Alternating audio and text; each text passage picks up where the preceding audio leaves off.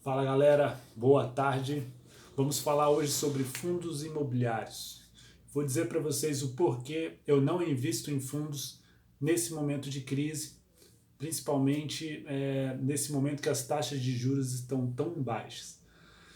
Bom, eu tenho visto alguns vídeos na internet, tenho visto algum conteúdo e vejo muitas pessoas, muitos economistas e alguns pseudo-economistas dizendo que é um momento muito bom para fazer compra de fundos imobiliários.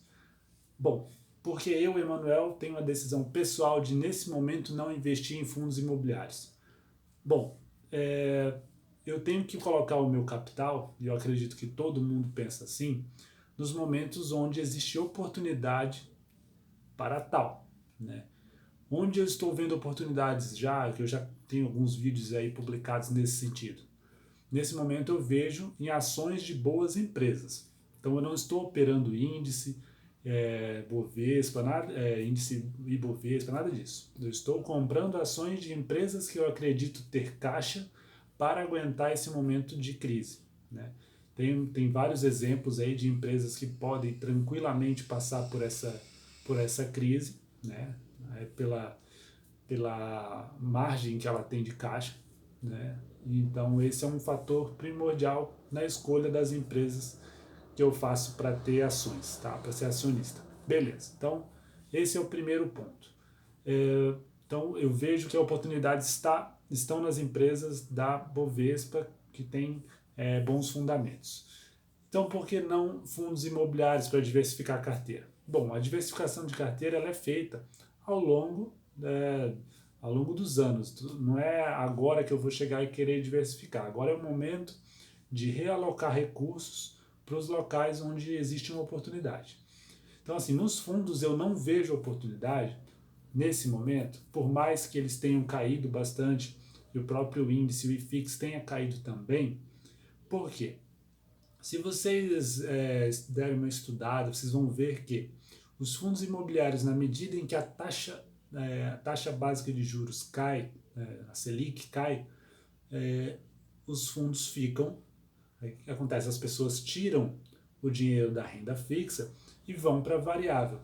E os fundos imobiliários criaram aí uma fama de ser um bom local para realocar esse dinheiro da renda fixa e botar na variável, que é uma forma segura, né? Porque os fundos imobiliários nada mais são do que gestores de, de, de imóveis de logística, imóveis de shopping, né? De salas comerciais, uma série de fatores, de imóveis, e então gera dividendos todos os meses, tá? A maioria paga todos os meses dividendos, e aí para o acionista é uma maravilha, todos os meses você tem uma renda, e uma renda normalmente acima do que a poupança paga, e ainda assim tem um caráter especulativo.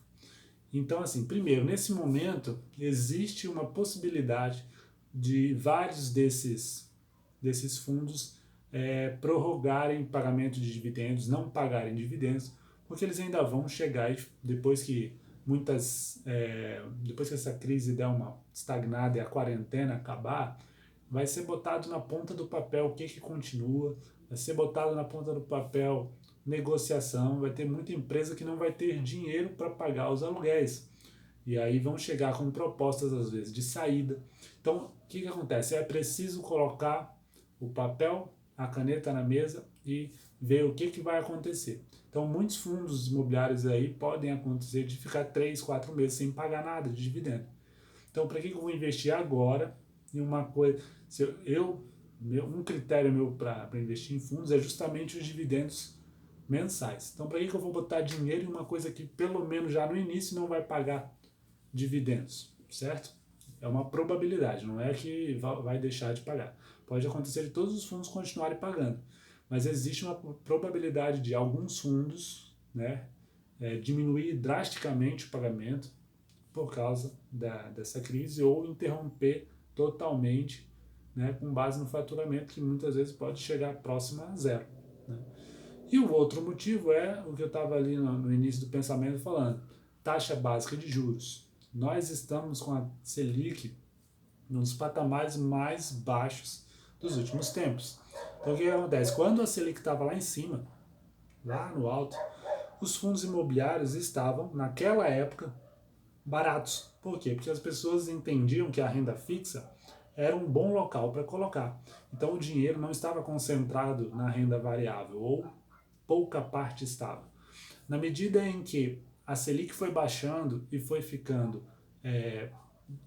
com um valor muito baixo, as pessoas foram, na medida dessa queda, foram tirando dinheiro e colocando em renda variável, que aí são ações, fundos imobiliários e o próprio Forex que eu opero. Bom, então o que acontece? Os fundos imobiliários estiveram baratos em determinada época, na medida em que a Selic foi baixando, as pessoas foram tirando o dinheiro da renda fixa e colocando nos fundos. E aí os fundos, logicamente, foram ficando caros. Os valores ali, 150, 200 reais, por mais que alguns economistas falam que estão baratos, para mim, Emanuel, não estão. É um sentimento meu em relação aos fundos. Eu acho que eles não estão em oportunidade agora, por mais que tenham caído. Quando vão estar em oportunidade? Bom, existe um cenário aí claro do governo ter baixado a Selic por obrigação, né? Obrigação de dar oportunidade aí para o pessoal ter mais condições no mercado de girar, de ter oportunidade para financiamento, etc., para os empresários, beleza? Porém, o que eu estou vendo lá na frente? Na hora que os empresários abrirem as portas de novo e verem a realidade, vai acontecer um efeito provável de recessão. Vai acontecer de um endividamento muito grande, das coisas aumentarem o valor demais, e aí a gente vai ter claramente inflação. A inflação vai voltar aos poucos e o governo vai ter que ter maneiras de controlar. O governo, normalmente, as administrações passadas, eles têm várias estratégias para controlar a inflação, mas a principal estratégia de controle da inflação tem sido justamente o ajuste da taxa básica de juros. Ou seja, a Selic tem um espaço gigante para percorrer para cima. A partir do momento que a Selic começa a subir, o que acontece com os fundos? Começam a ficar baratos. Ou seja, no patamar que eles estão, para mim, Emanuel, eles não estão baratos. Eles vão estar baratos na medida em que a inflação for subindo novamente, que é inevitável. Subindo a inflação, o que vai acontecer? Os bancos centrais, as pessoas que gerenciam, elas, que têm autoridade para isso, vão ter que controlar a inflação. O controle se faz com o aumento da Selic, dentre outras medidas, mas o aumento da Selic é um dos fatores.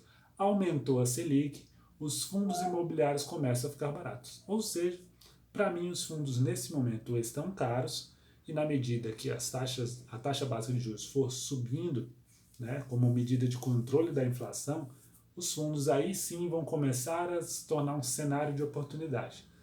Então, respeito a opinião de todos os economistas, que inclusive têm mais conhecimento que eu, mas o meu sentimento nesse momento em relação a fundos imobiliários é que não é uma oportunidade nesse momento.